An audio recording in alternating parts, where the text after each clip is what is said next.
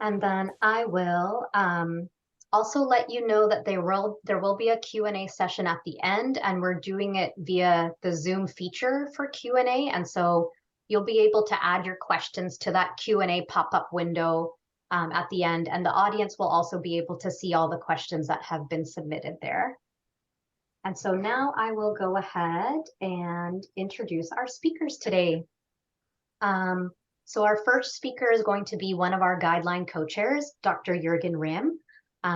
He is with the University of Toronto at the Centre for Addiction and Mental Health, and is also one of the CRISM nominated principal investigators for the Ontario node.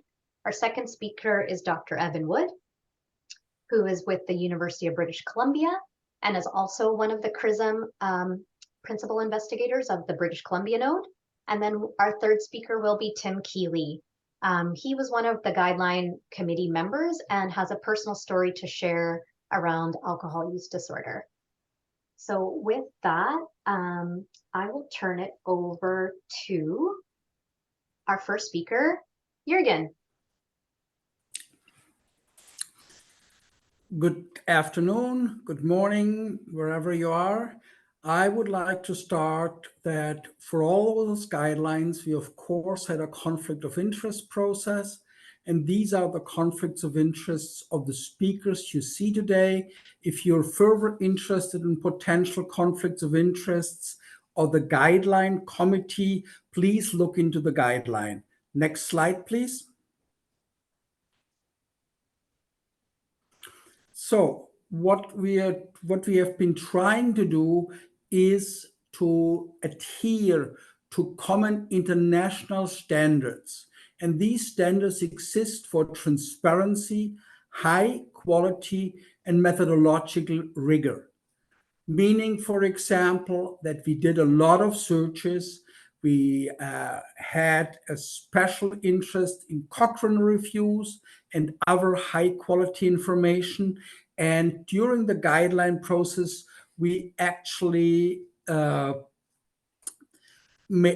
more and more of such reviews, which came along with questions in the committee.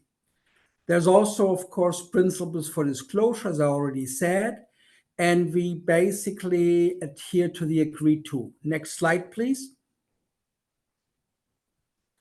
That's for financial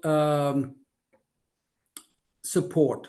Basically, as Nirupa has already made clear, we had been supported by the SOUP program of Health Canada.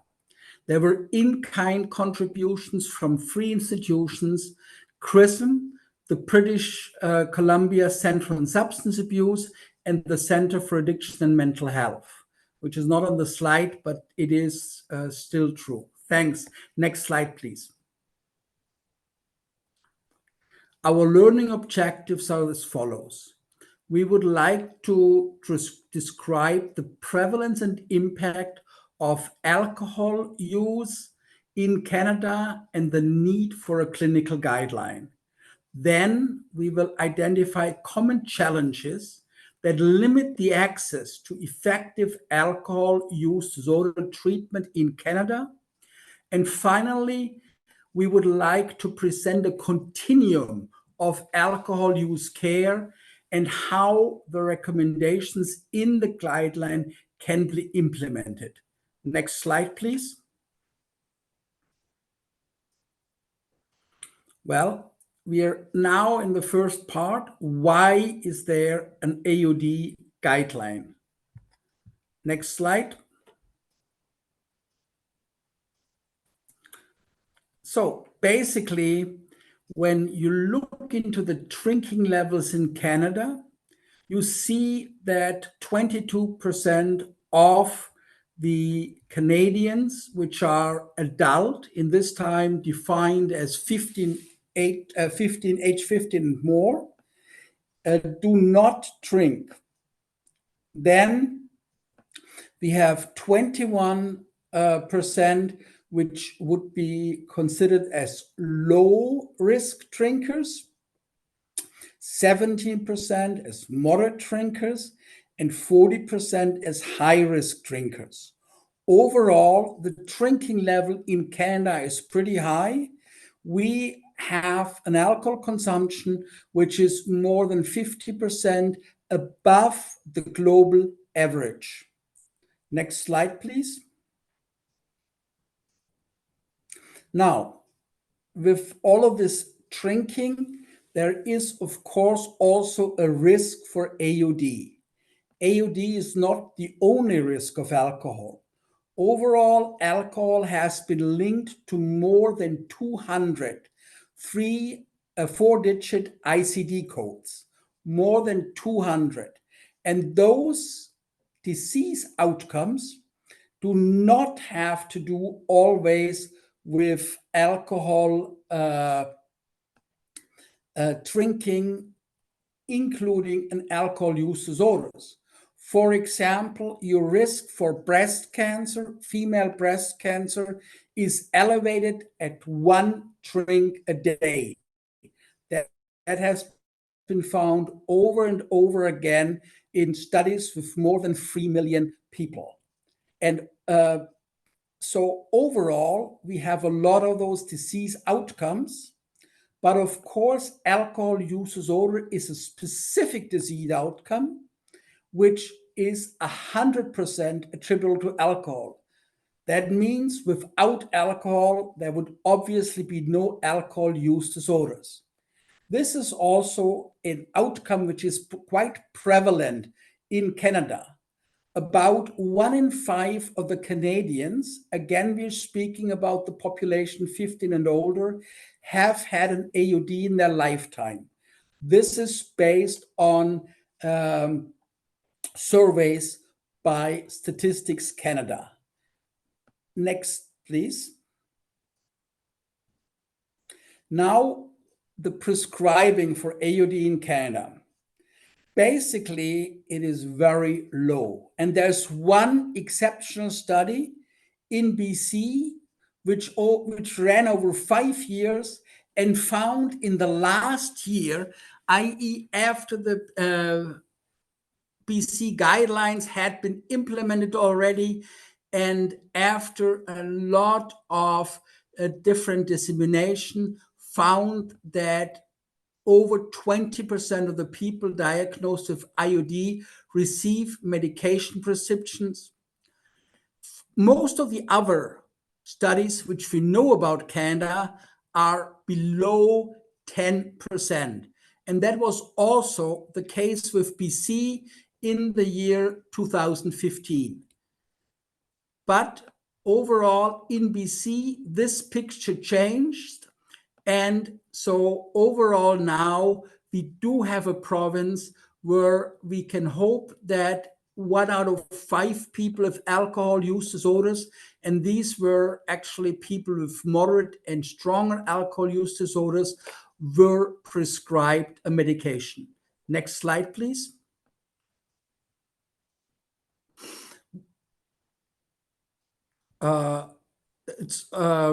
It's also true that a lot of patients are prescribed ineffective medications.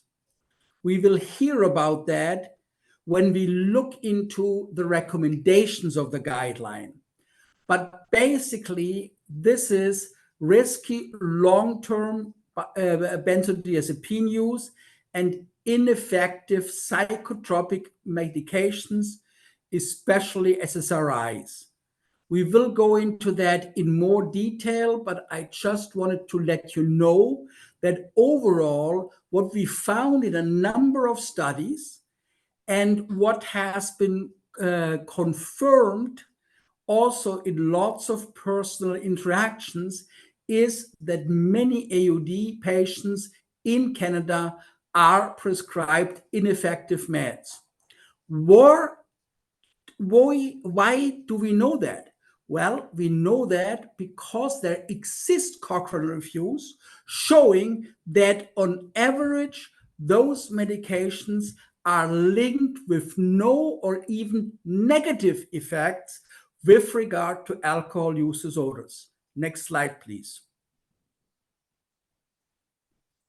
And I'm hearing that people would like to know those medications. I refer to the presentation of Evan later today. It will come, don't worry. So why is the care not effective for alcohol use disorders in Canada? Well, first of all, a lot of people do not get any treatment. They have not been asked about their alcohol use, and they do not disclose their alcohol use to their primary care physician. That has to do with stigma. People hesitate to disclose any problems with alcohol, and doctors actually also do not often ask for alcohol because they fear they may trigger something and it may be uncomfortable for their patient. The next one is already there. I've alluded to it. There's a lack of routine alcohol screening. What we need to do is screen for alcohol use once a year, as we screen for tobacco, as we screen for problems with physical activities. Can you make it up in the third floor without having a close to heart attack, etc.? Then there's often inadequate training, and this training leads to the wrong options in alcohol use disorder treatment. There's also the tendency to only treat the consequences of alcohol use, and there's an underutilization of psychosocial treatments like CBT, and an underprescribing of the defective AUD medications. And again, these will be detailed in the following presentation. What we are trying to do is, with this guideline, we try to remedy against all of those barriers and enhance the current treatment with evidence-based recommendation. Next slide, please. Now, how were those guidelines developed? Well, they were based on a BC guideline. Then we formed the National Expert Committee. There were lots of literature reviews, which were scored by a unified system. And then we discussed all of this literature, came up with modifications to the BC guideline, and published the guidelines in October. And they were published both as a booklet and in a medical journal. Next slide, please. What are the populations we try to reach for those guidelines? Well, first of all, the adults. Second of all, young having problems with alcohol or alcohol use disorders. Pregnant people. Specifically, we address Indigenous people and their potential problems of alcohol use disorder treatment, and older adults. Next slide, please. And now I'm giving over to Evan Wood.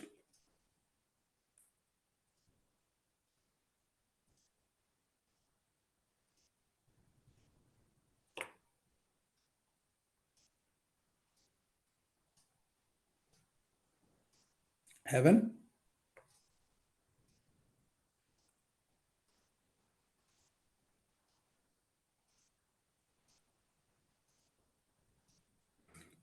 Evan, are you muted? Thank you. Sorry, I was not able to unmute myself. So thanks for the organizers for doing that. And thank you, Jürgen. And thank you for everybody for being here and joining us for a description of the guideline. So you'll see where we are on the process of the talk today, and just moving on to the next slide, please. So this at a real snapshot is what the guideline intends to do. The first thing, as Jürgen alluded to, is really just to encourage primary care physicians, primary care providers, and others to have these conversations and to really normalize it. I think, the example of smoking is one, but just the basic things that are done in primary care, like checking for elevated cholesterol or blood pressure, the same way you would ask about, sexual risks in teens, we should be asking about alcohol use as well. And I'll go through each one of these, but the guideline talks about screening and diagnosis, how to really tailor treatment towards individuals' goals. We really think we can bring some sophistication to withdrawal management, I'll describe, and then I'll focus some energy with a case on the long-term treatment. Next slide, please. So in terms of the screening and diagnosis, these are the recommendations directly from the guideline. You can see that there's a strong recommendation to screen routinely for those who screen high risk, to conduct a diagnostic interview, and I'll talk about the implications of that, and then to offer brief intervention.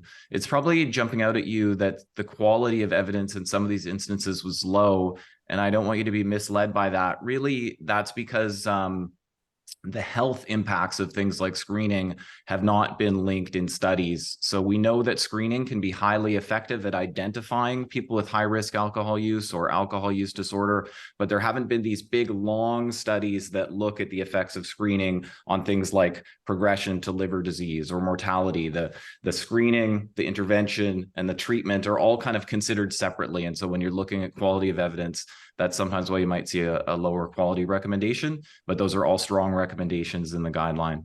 Next slide, please. And then in terms of screening, I think there's a number of pearls in the guideline. Again, just having routine conversations at least annually for patients that are being seen annually. And obviously there's other high risk settings like emergency departments where those conversations should really always be happening.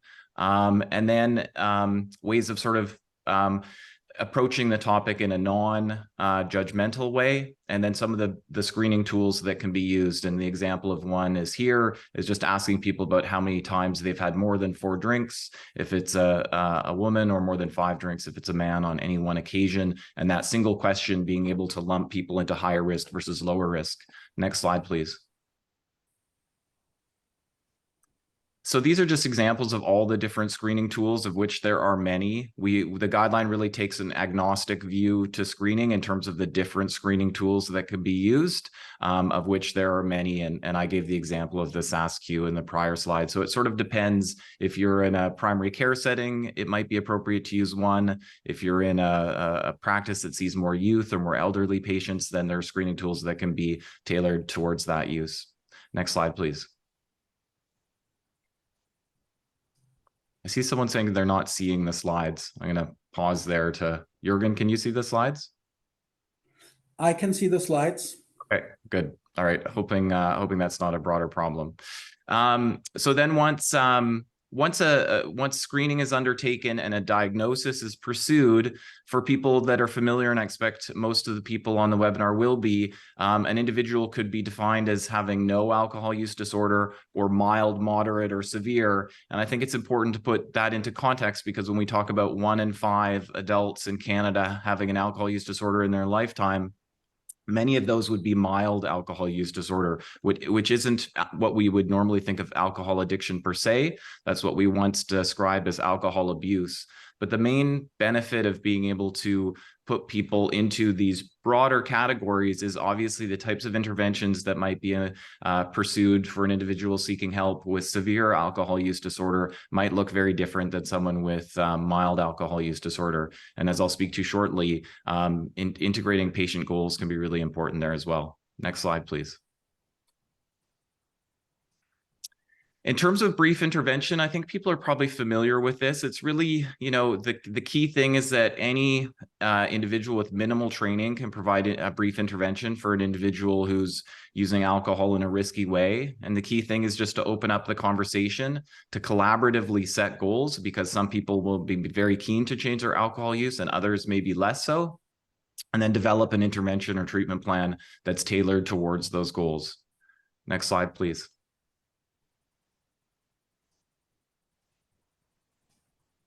In terms of brief intervention, certainly a very common one that can be useful in primary care is the 5 A's model, which is just a little mnemonic that can help remind people to have an approach that is evidence-based. So really, again, asking and opening up that conversation about alcohol use for individuals who seem like they're falling into that high-risk category based on the type of alcohol use that they're describing, either binge use or regular daily use, whatever it may be, and making that clear advice to make change. Again, from a motivational enhancement perspective, how important it is to sort of really try and come to some consensus with the individual around what their goals are. So an individual who's, really has insight into clinically significant impairment or distress from alcohol use, the type of intervention might be different from someone who, really feels that it's not a problem for them and they don't want to make change. And then really trying to assist the individual around their goals, because that's probably where you're going to have the best impact. And then, of course, having follow-up. Instead of having a conversation like this and then leaving it, brief intervention should really involve some follow-up and seeing people again in a number of weeks afterwards. Next slide, please. And then withdrawal management, I alluded to the potential to bring some sophistication to this. So these are just the raw guideline recommendations, which really suggest that for individuals that have a low risk of severe alcohol withdrawal, a non-benzodiazepine approach can be taken. Generally, those individuals, unless there's a psychosocial reason like homelessness, could be managed as an outpatient. And then for individuals with severe or risk of severe alcohol withdrawal, that can be a life-threatening emergency. That's where benzodiazepines should be employed, and that's where an inpatient admission, where possible, and assuming an individual is looking for that type of support, that's where you'd be looking for that. Next slide, please.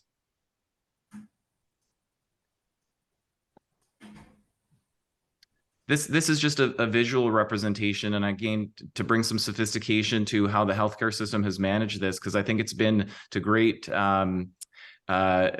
discomfort oftentimes for patients, and also risks to patients, and also consuming health resources that aren't necessary.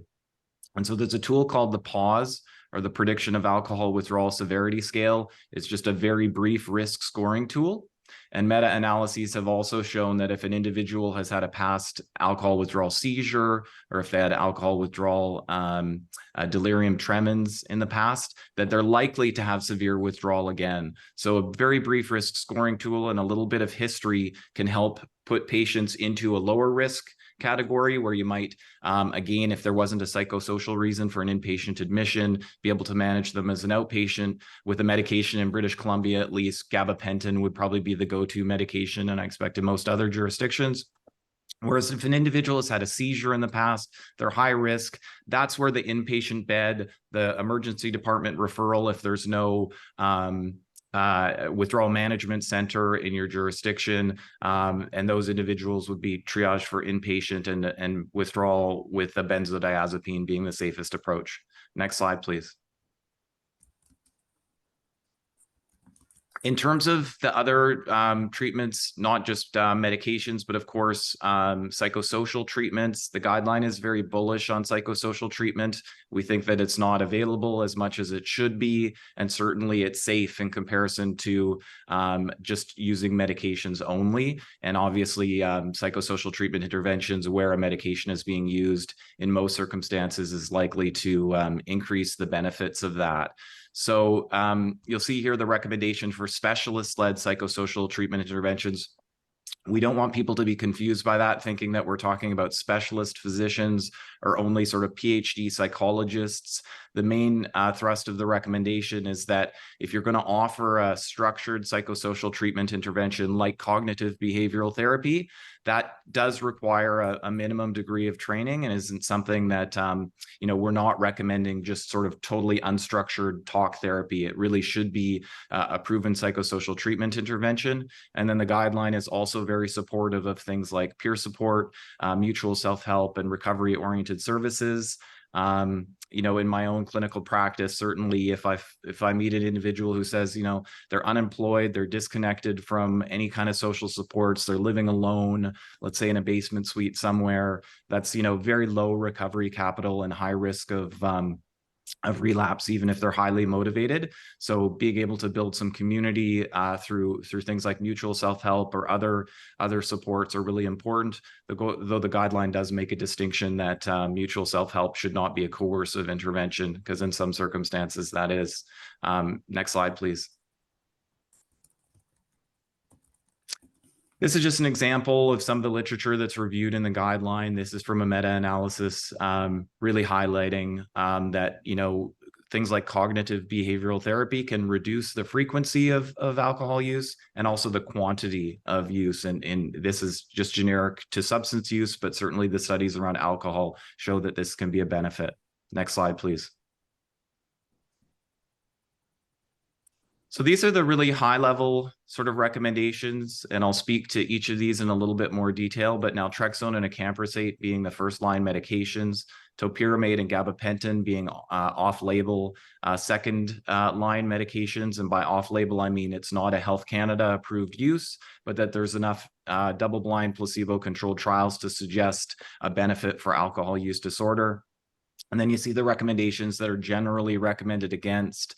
The exception that I'll sort of clarify is with disulfiram, or some people may be familiar with disulfiram under the trade name Antabuse, is that there are circumstances where that can be of benefit, generally in sort of the circumstance where there's a behavioral agreement, such like a scenario where, let's say, a husband is struggling with alcohol use and the partner is willing to, you know, support this individual if they commit to abstinence, and then they're willing to take sort of Antabuse or disulfiram every morning under sort of that supportive use of the partner, and that kind of supervised use. There is a role where it can be beneficial. Next slide, please.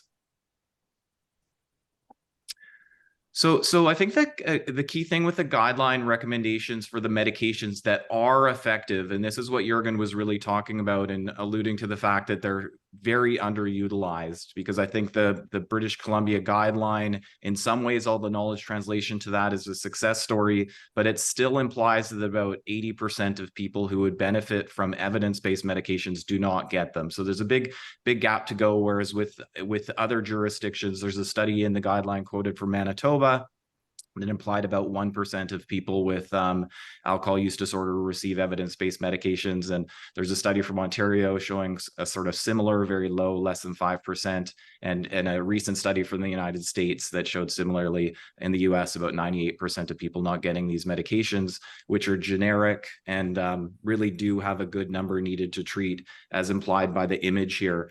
The thing that I would leave you with is that, to use blood pressure lowering as an example, and independent from alcohol use disorder care, but there's medications that are come in different classes. There's diuretic medications, there's ACE inhibitor medications, but they just lower blood pressure. That's what they do. Whereas in the alcohol use disorder pharmacotherapies, the randomized trials have looked at various outcomes, like how long does it take for an individual until they return to drinking, or does it reduce heavy drinking days, or does it help with craving?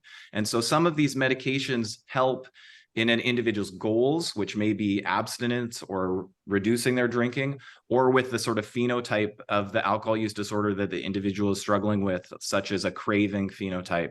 So in the case of naltrexone, it generally is more effective with a number needed to treat of about 12 for reducing heavy drinking, whereas acamprosate isn't particularly effective at reducing heavy drinking. It's more effective at helping people to maintain abstinence.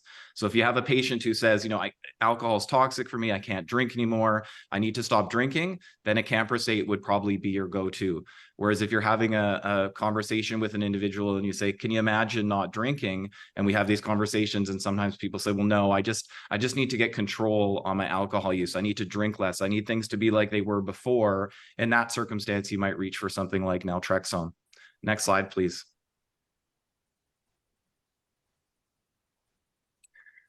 And then as Jürgen alluded to, there's a lot of polypharmacy in alcohol use disorder. And when we started the guideline development program process, the individuals on the call that were involved in that very early days will remember we were talking about camprosate and naltrexone, and then a huge number of the committee members were saying, well, what about all the other medications? We're admitting people to treatment programs. Sometimes they're on 2 or 3 antidepressants. They're on quetiapine, which is an antipsychotic. Sometimes attempts at withdrawal have been made and they've ended up on benzodiazepines, or a benzodiazepine has been started because of anxiety.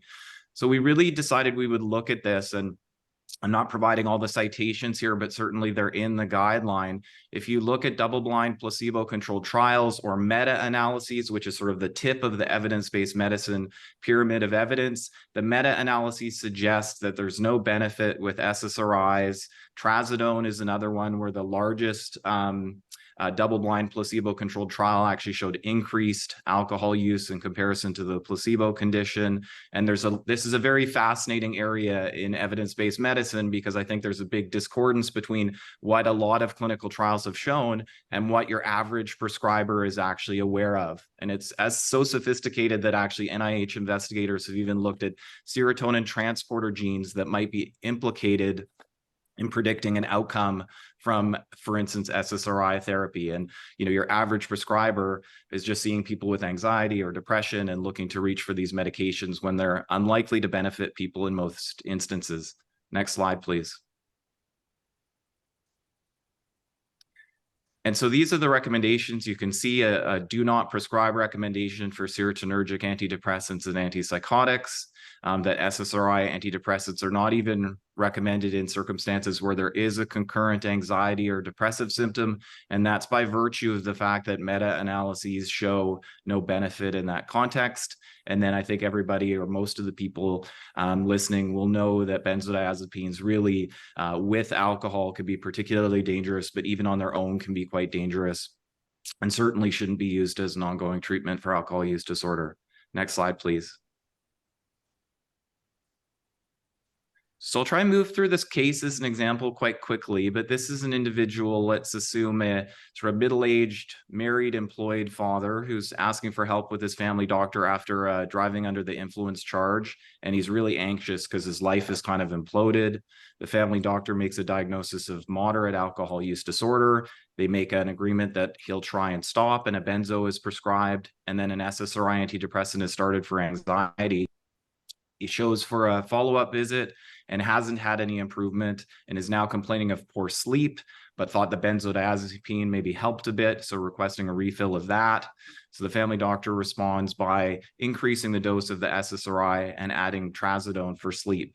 Next slide, please.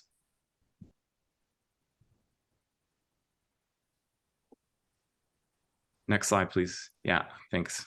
So this individual is not benefiting in the community, decides to attend to a private treatment program and takes a loan against their house to be able to do that because of the lack of available treatment. The upside is that a benzodiazepine is tapered at that stage, but they're having a lot of anxiety, and so quetiapine is added to the SSRI and trazodone. They ended up being discharged on that sort of triple therapy of SSRI, trazodone, and quetiapine, but relapses the week of discharge. And then over the course of the next 6 months, they lose their employment, social relationships fracture, and they have worsening alcohol use disorder. Next slide, please.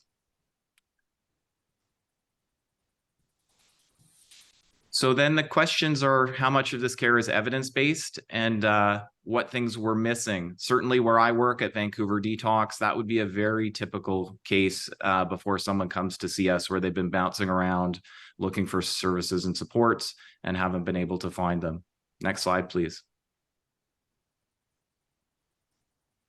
So in terms of the resolution, obviously in this individual's case, who knows? If there was earlier screening and brief intervention regarding the alcohol use, maybe a primary care provider could have said, I think, what you're describing puts you at risk. Do you ever drive and drink, and all of the types of things that could have modified behavior and prevented this in the first place. Obviously, this individual may have benefited from screening for severity of withdrawal. We don't know anything about this individual in terms of their risks for severe alcohol withdrawal. And just to reiterate, severe alcohol withdrawal is a life-threatening emergency, but the vast majority of people coming off of alcohol will not require benzodiazepine therapy. If this individual had never had a seizure, never had delirium tremens, scored low on the pause, something like gabapentin could have been effective. And then again, this individual ending up on a bunch of medications that are, likely of no benefit to the vast majority of patients. And in some patients, and this is from double-blind placebo-controlled trials, could have had increased heavy drinking days, a shorter time to relapse, and other things that have been studied in some of these studies. The alcohol use disorder medications, obviously, naltrexone or acamprosate being first line, were not prescribed. And then all the psychosocial treatment interventions where this individual may have benefited. Obviously, they were dealing with anxiety and the consequence of the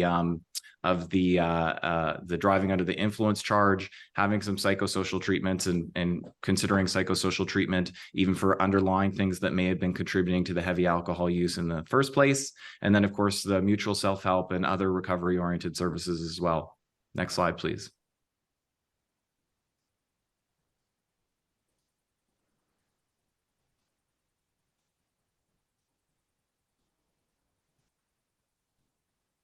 So Evan, is there any thing else you wanted to say to wrap up?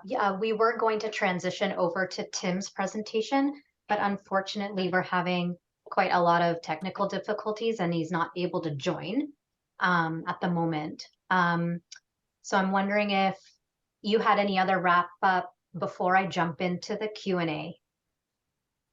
Why don't I pitch things back to Jürgen for sort of final thoughts, and then maybe I'll share my final thoughts, and then yeah, sorry to hear that Tim couldn't join, but the upside is we'll have a little bit more time for Q&A.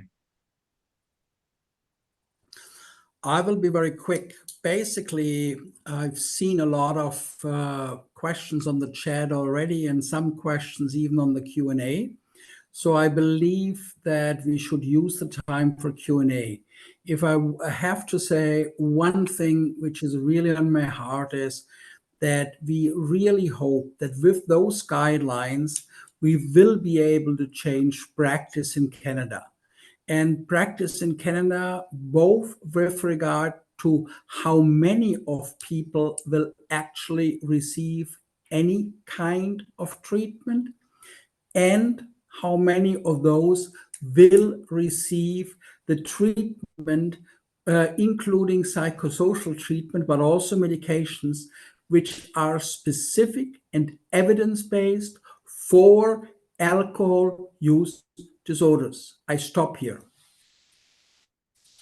Thanks, Jürgen. Yeah, I'll make space too. I think, for people listening, they'll be familiar with the Canada's guidance on alcohol and health, which is really about safer drinking. This guideline fits in the how do we help people that are struggling and identify people that may be struggling. And I think to put a really fine point on things, very effective interventions are often not offered.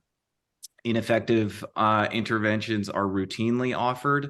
And I think from the guideline committee perspective, the desire is that this is really a clarion call for better alcohol use disorder care, including better mental health care for people that are struggling with alcohol use disorder and concurrent disorders, in terms of the effective interventions that should be scaled up. But for your average primary care provider who's looking for support, is often not available. So I'll stop there and then see if we can help with some of these questions.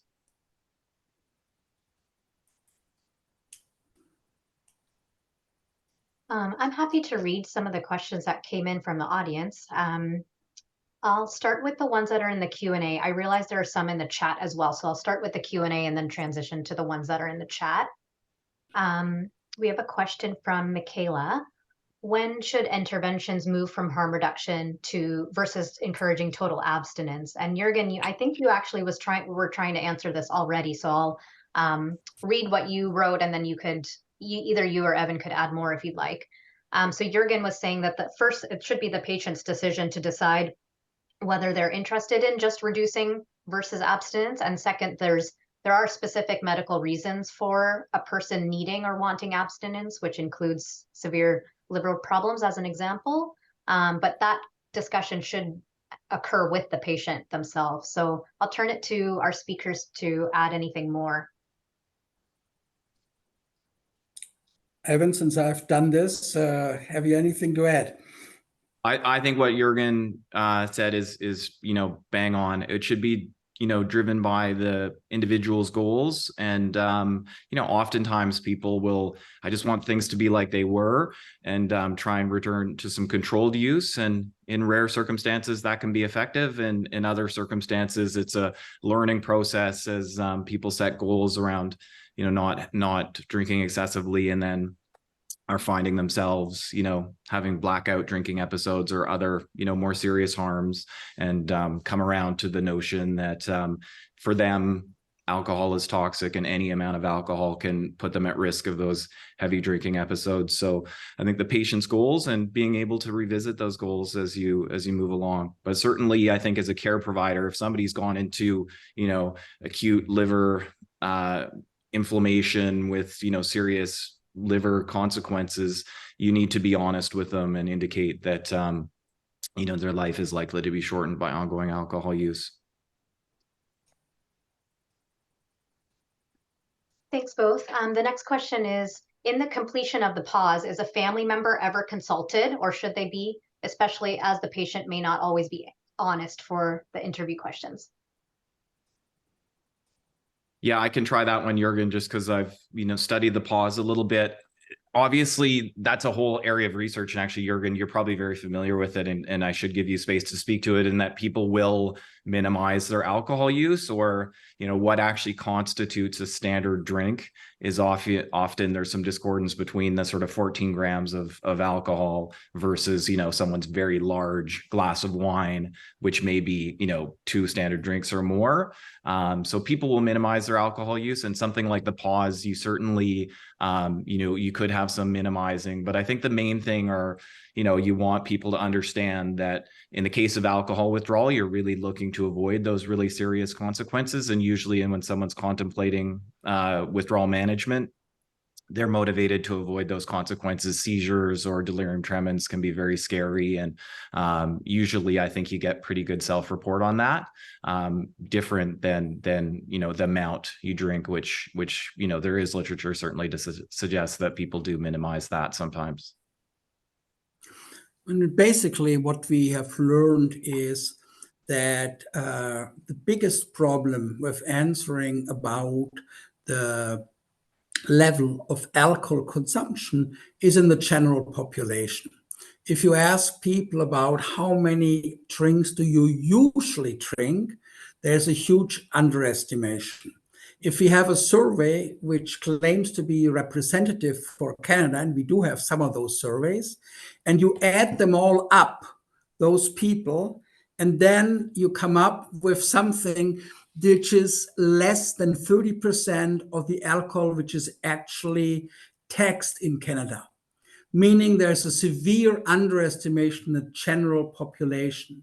However, in the studies which are talking about people seeking help, and if they are seeking help, and if they consider withdrawal, there is not a lot of underestimation of the own drinking. So I think for the client and clinician interaction, we need to be less concerned about underestimation. There may be something, and if you suspect something like that as a clinician, you may cautiously ask about those things. But overall, the biggest underestimation is actually with people in the general population.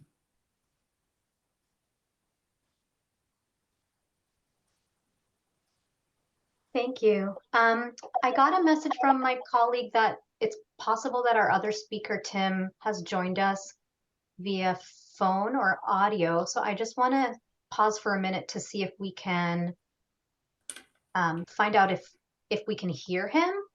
So Tim, I'm wondering if you're able to hear me, I'm wondering if you could unmute yourself and speak. And if that works, then we'll go ahead with your part of the presentation.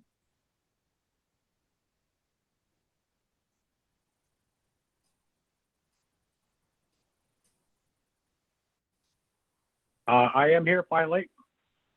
Tim is here. Wonderful. I'm so glad you were able to join us, and we sincerely apologize for all the difficulties you've been having.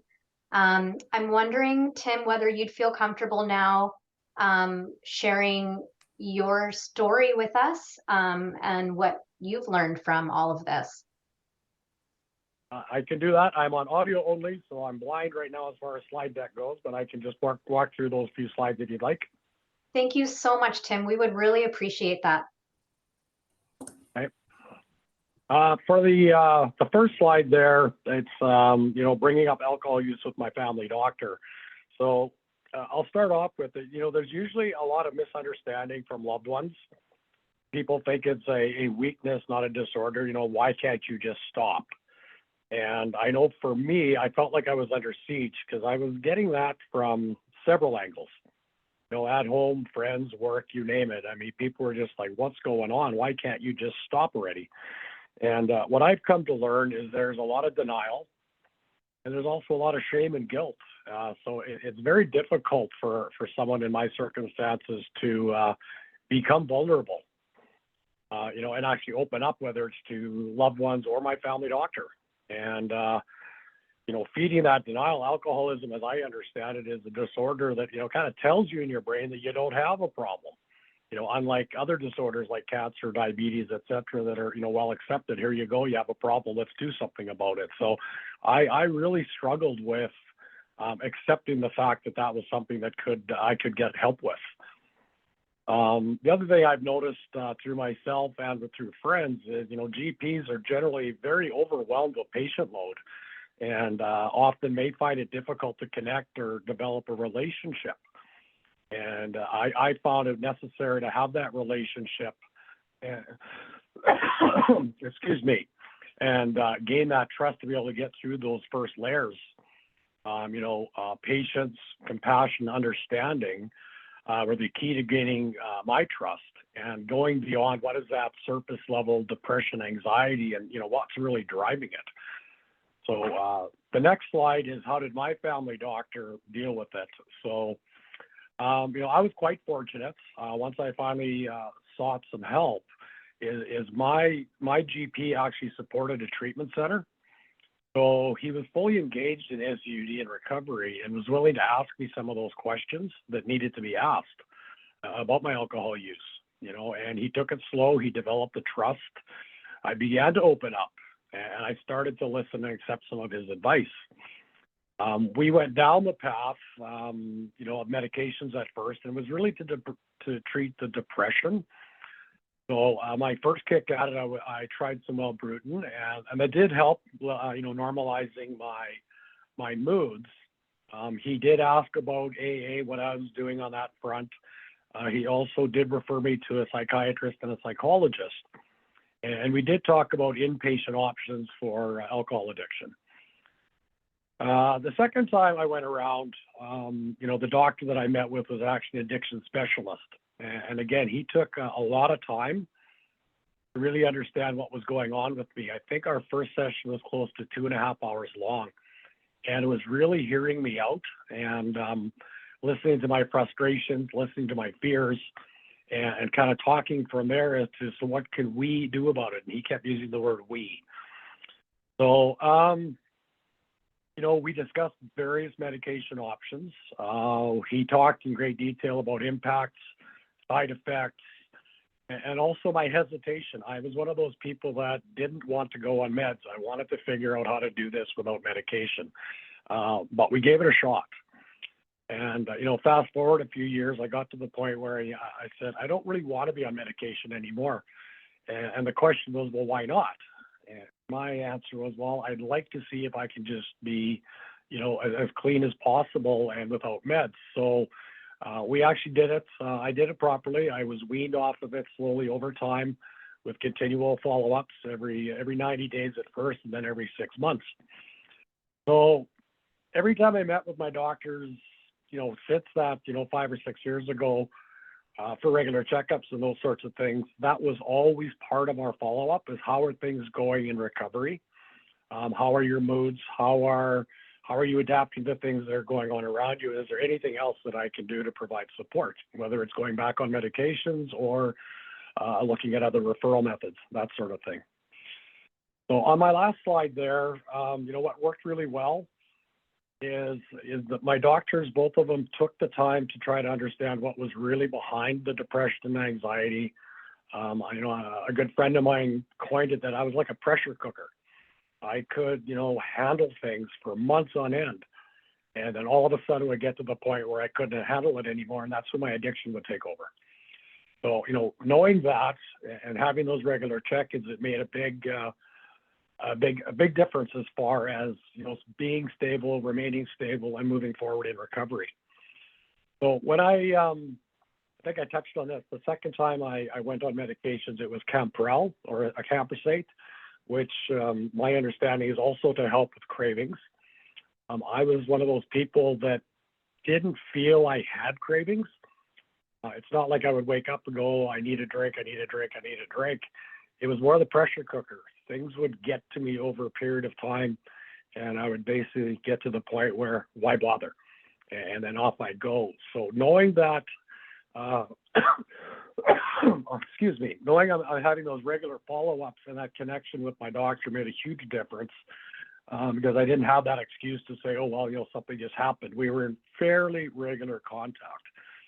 So, what might have improved if these guidelines were in place? I think the screening, I know it was touched on earlier in the presentation, more detailed screening to ask the right questions and the follow-up questions may have made a bit of a difference at the front end just to get me on that path a little sooner. Even the medications, out of the gate, it was about the depression and anxiety. It wasn't about the SUD. It wasn't about what's going on underneath that's making me, have those feelings and, react those ways. Excuse me, I'm fighting a cold here.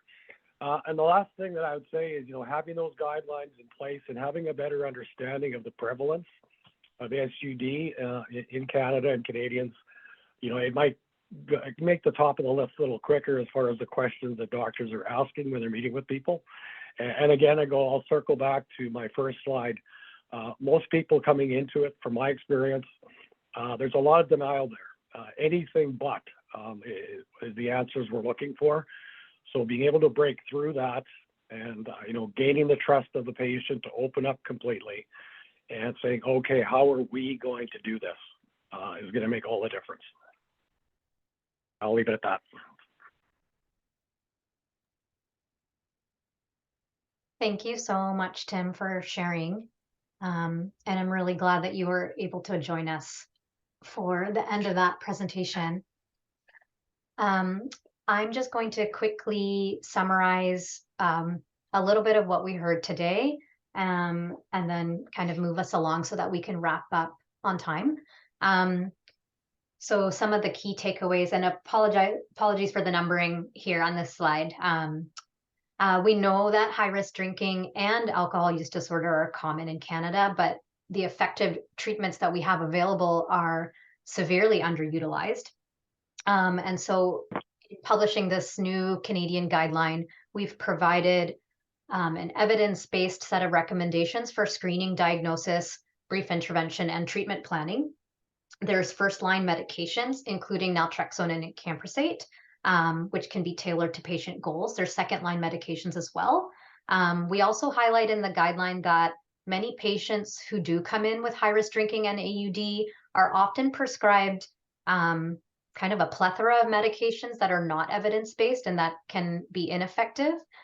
So we're really encouraging practice in Canada to shift more towards evidence-based medications only, along with evidence-based psychosocial interventions, peer supports, and recovery services that are available in the community. And we know that people with alcohol use disorder all have very different and unique journeys. And we certainly encourage providers and patients to work collaboratively along with community resources and a circle of support to take care of those patients on an individual and case-by-case basis. I think we do have a lot of questions in the chat and the Q&A, but unfortunately, we won't have time to answer all of those. What we can do is encourage you to You can write to the speakers with your questions at chrism@bccsu.ca. You'll see that email come up in the slide. Thanks, April. But so I just wanted to let you know that you can do that and we can answer your questions in a timely manner. But before we wrap up, April, if you could jump back, I'll just highlight that we have a couple of resources available that could answer some of your questions, but also provide you with more information. So we do have the national guideline available at helpwithdrinking.ca. And the website itself has a lot of information that's geared towards providers and towards the public for information around what is high-risk drinking and how can you go about getting help for it. There's lots of practical tools and resources there as well. And then before we wrap up, I just want to acknowledge the enormous amount of people that have put their hard work and effort into this guideline, including all of our speakers that you heard from today. Many writers and staff here at the BCCSU, as well as the 36 people that were on the guideline committee, our external reviewers and other folks that have worked on this guideline over the last 3 years. Here's the list of committee members if you're interested. I won't read those out, and a list of staff and other contributors that have really helped us. I will also note that we will pop up the survey now. So if Delaney, if you could do that for us, there's just a few questions very similar to the ones that you took at the beginning that again would really help us with our grant funding obligations, and also to learn how well the webinar was received and whether it was useful to you. So if you could take a few minutes to do that, we'd really appreciate it. And I'll just also just want to give a big thank you to Tim, Evan, and Jürgen again for speaking and sharing their wisdom with us at this webinar, as well as all the other people, April and Delaney, my wonderful colleagues who have helped make this webinar run, and everyone else that has worked on this guideline. So very much appreciate all of them and all of you for coming today. Really appreciate your interest in this work and hope that it will be useful to you. So we'll leave the survey up for a few more minutes, and while people are filling that out,